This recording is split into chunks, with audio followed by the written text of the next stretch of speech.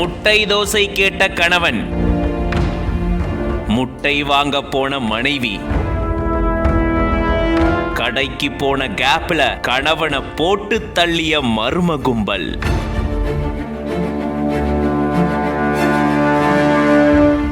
வட சென்னையை அலறவிட்ட பயங்கர சம்பவம். நடந்தது என்ன?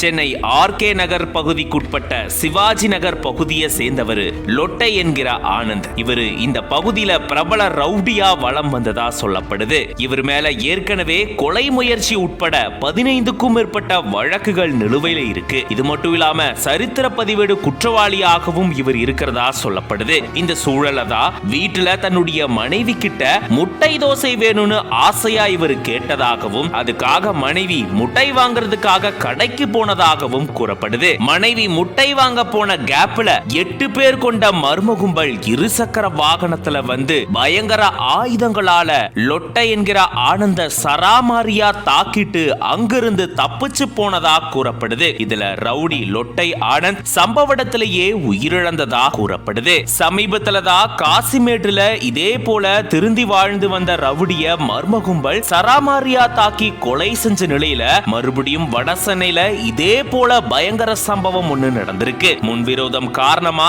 இந்த கொலை சம்பவம் நடந்ததா அப்படின்ற கோணத்துல போலீசார் இப்போ வழக்கு பதிவு செஞ்சு விசாரணையை மேற்கொண்டுட்டு வராங்க. இந்த சம்பவத்தால வடசென்னை பகுதியில பெரும் பரபரப்பு சூழல் நிலவிட்டு வருது.